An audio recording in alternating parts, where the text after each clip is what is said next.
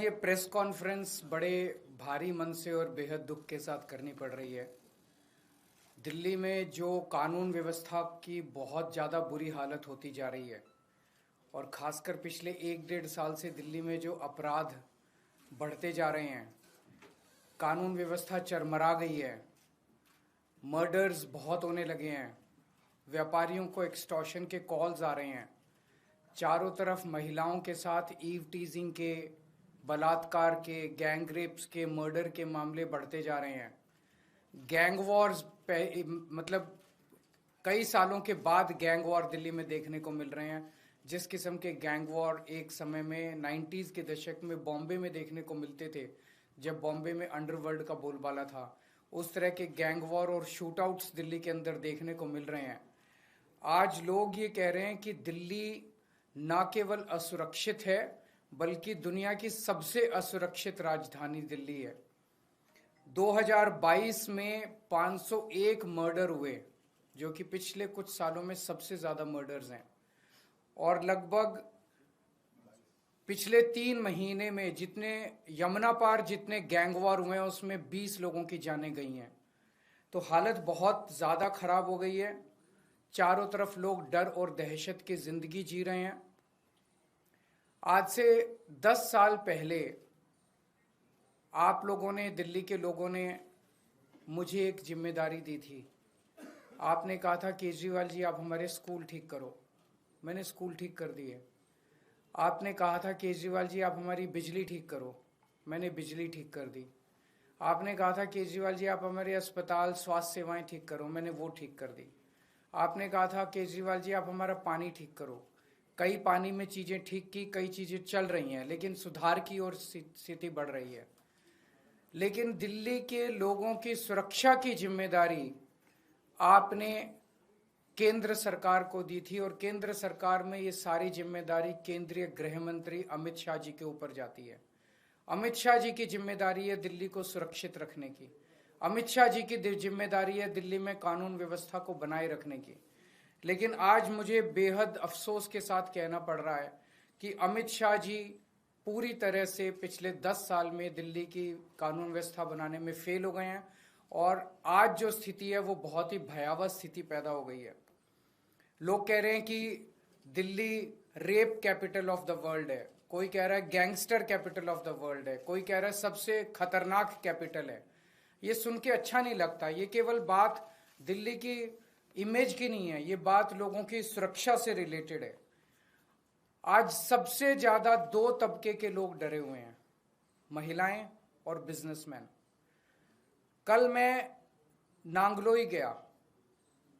नांगलोई में कुछ दिन पहले रोशनलाल नाम के एक व्यक्ति जो दुकान चलाते हैं, उन्होंने 8 बजे सुबह दुकान खोली।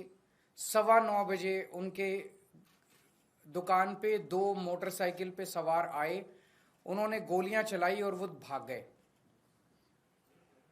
कल मैं उनसे मिलने के लिए गया था बस, और भारतीय जनता पार्टी के कार्यकर्ताओं ने मुझे उनकी दुकान तक नहीं जाने दिया, रास्ते में रोक लिया। रास्ते से वापस आना पड़ा मुझे।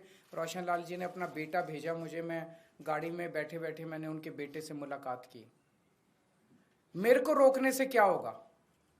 मैं अमित शाह जी से कहना चाहता हूं, केजरीवाल को मत रोकिए, क्राइम को रोकिए, अपराध को रोकिए, वो आपकी जिम्मेदारी है। केजरीवाल को रोकना आपकी जिम्मेदारी नहीं है। अगर आज आप अपना काम ठीक से कर लेते तो आपको केजरीवाल को रोकने की जरूरत नहीं पड़ती, केजरीवाल को नांगलोई जाने की जरूरत नहीं पड़ती। क्या छुपाने की कोशिश की जा रही है? और ये एक, मैंने कई बिजनेसमैन से बात की, ट्रेंड बन गया है। पिछले 1 साल में रिकॉर्डेड 160 एक्सटॉर्शन की कॉल्स आई हैं। जिन लोगों ने, जब एक्सटॉर्शन की कॉल आती है किसी के पास, तो वो कहते हैं इतने इतने पैसे दे दे, नहीं तो तेरे फलाने फलाने को, घर के आदमी को मार देंगे, इसको किडनैप कर लेंगे, और अगर पुलिस को बताया तो देख लेना। 70-80% लोग तो रिपोर्ट ही नहीं करते पुलिस में, बताते ही नहीं है पुलिस को, डर के मारे, और वो पैसे दे देते हैं ताकि उनको सुरक्षित रहें। तो 160 कॉल तो पुलिस के रिकॉर्ड में है। पता नहीं कितनी कॉल्स ऐसी हैं जो लोगों को आ रही हैं और लोग बता नहीं रहे। तो हर रोज पता नहीं कितनी एक्सटॉर्शन कॉल्स दिल्ली के अंदर आ रही हैं। और ये एक्सटॉर्शन कॉल्स क्या हैं? एक व्यापारी को विदेश के नंबर से एक्सटॉर्शन कॉल आती है, उसको कहा जाता है कि इतने पैसे दे दे, नहीं तो तेरे को ये कर देंगे, वो कर देंगे। अगर वो नहीं सुनता तो थोड़े दिन के बाद फिर उसके दिखाने के लिए कि वो असुरक्षित है, उसकी दुकान के ऊपर कोई मोटरसाइकिल पे शूट आउट करने के लिए, गोली चलाने के लिए 2 लोगों को भेज दिया जाता है ताकि वो डर के मारे पैसे दे दे। ये इतनी आम बात हो गई है कि दिल्ली से बिजनेसमैन दिल्ली छोड़ छोड़ के आस पड़ोस के राज्यों में जा रहे हैं। बिजनेस करना दिल्ली के अंदर एक बहुत बड़ा गुनाह बनता जा रहा है। महिलाएं असुरक्षित हैं। महिलाओं को, छोटी छोटी बच्चियों के साथ उनकी किडनैपिंग करके उनको रेप कर दिया जाता है, उनको मर्डर कर दिया जाता है। ईव टीजिंग की, मनचलों की घटनाएं मेट्रो के अंदर और बस के अंदर सफर करना दूभर होता जा रहा है। और ये सारी घटनाएं घट रही हैं अमित शाह जी के घर के चंद किलोमीटर के अंदर। अमित शाह जी जो कि देश के गृह मंत्री हैं, दिल्ली सीधे उनके अंडर में आती है। दिल्ली की कानून व्यवस्था उनको मेंटेन करनी है। वो अपने घर के 20 किलोमीटर के दायरे को सुरक्षित नहीं रख पा रहे, तो फिर वो कैसे देश चलाएंगे, कैसे देश के अंदर कानून व्यवस्था लागू करेंगे? मैं आपको कुछ उदाहरण देता हूं। 23 नवंबर को गोविंदपुरी में किरणपाल नाम की पुलिस कांस्टेबल, पुलिस वाले भी सुरक्षित नहीं है, जिन्हें हमें सुरक्षा देनी है वो खुद ही सुरक्षित नहीं है। किरणपाल नाम की पुरुष है, किरणपाल नाम के 28 साल के पुलिस कांस्टेबल की चाकू गोद के हत्या कर दी गई, और ये महज अमित शाह जी के घर से 13 किलोमीटर दूर हुआ। 31 अक्टूबर को फर्श बाजार, वहां पे गैंग वॉर में 2 लोगों की मौत हो गई दिवाली वाली रात को, और ये महज 14.5 किलोमीटर, अमित शाह जी के घर से 14.5 किलोमीटर दूर हुआ। 21 अक्टूबर को करोल बाग में एक महिला को किडनैप करके रेप कर दिया गया, अमित शाह जी के घर से महज 9 किलोमीटर की दूरी पे। 14 सितंबर को ग्रेटर कैलाश में 35 साल के एक जिम के मालिक को गोली मार के 2 मोटरसाइकिल वालों ने गोली मार के उसके मर्डर कर दिया। महज 9.5 किलोमीटर अमित शाह जी के घर से दूरी है उनकी। अमित शाह जी से मैं पूछना चाहता हूं, ये हो क्या रहा है? क्या आप मानते हैं कि आपसे दिल्ली नहीं संभल रही है? और दिल्ली के लोग अब सुरक्षा के लिए किसके पास जाएं? महिलाओं से पूछना चाहता हूं, मैं अपनी दिल्ली की मां, बहनें, बेटियां, उनसे सबसे पूछना चाहता हूं, क्या आप सुरक्षित महसूस करते हो अपने आप को जब घर से बाहर निकलते हो? लक्ष्मी नगर की महिलाएं, पटपड़गंज की महिलाएं, ग्रेटर कैलाश की महिलाएं, जनकपुरी की महिलाएं, कोई भी पूरे दिल्ली में कोई भी महिला अपने आप को सुरक्षित महसूस करती है? चाहे मेट्रो में जाएं, चाहे बस में जाएं, 7 बजे के बाद अगर बेटी घर ना लौटे तो माँ बाप को चिंता हो जाती है, पता नहीं सुरक्षित होगी कि नहीं होगी। ये हमारा शहर है, और हमारे शहर के किसी भी कोने में हम खुद सुरक्षित महसूस नहीं कर रहे हैं। और बहुत सारे केसेस हैं, बड़ी लंबी लिस्ट है मेरे पास और आपके पास भी होगी। 11 अक्टूबर को सराय काले खां 10 किलोमीटर दूर है अमित शाह जी के घर से, वहां एक 34 साल की महिला के साथ गैंगरेप किया गया और वो अर्धमूर्छित अवस्था के अंदर पाई गई। 12 सितंबर को बेगमपुर में 3 साल की बच्ची को किडनैप करके सेक्सुअली असॉल्ट किया गया, मात्र 8 किलोमीटर अमित शाह जी के घर से।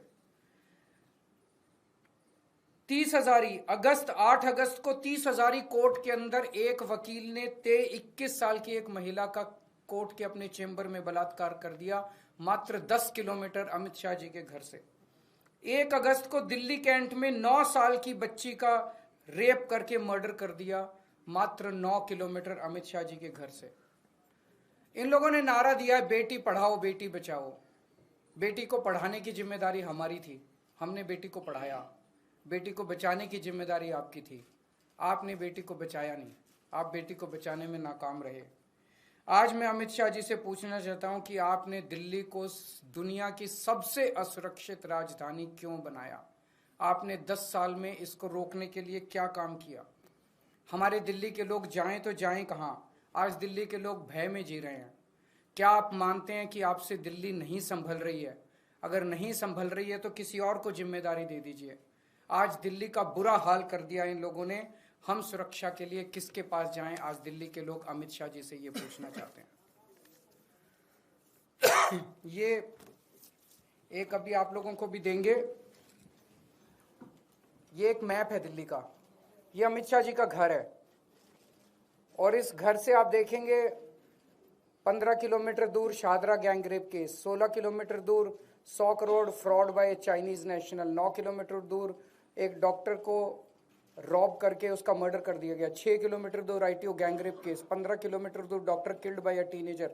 उनके घर से मात्र 15 से 20 किलोमीटर दूर की दूरी के अंदर इतने मर्डर और इतने रेप और इतने फिरौतियों के कॉल्स आ रहे हैं।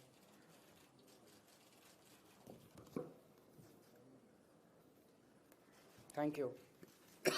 एक दो क्वेश्चंस अगर है तो। नांगलोई में आप गए तो आपकी गाड़ी को भी घेरा गया, आपके सांसद वहां मौजूद। मेरे को घेरने से क्या फायदा है? मैंने यही कहा कि केजरीवाल को क्यों रोक रहे हो, अपराध को रोको ना। मेरे को रोक के वो क्या छुपाना चाहते हैं? क्यों नहीं मेरे को जाने दिया, क्यों नहीं मेरे को उनसे मिलने दिया?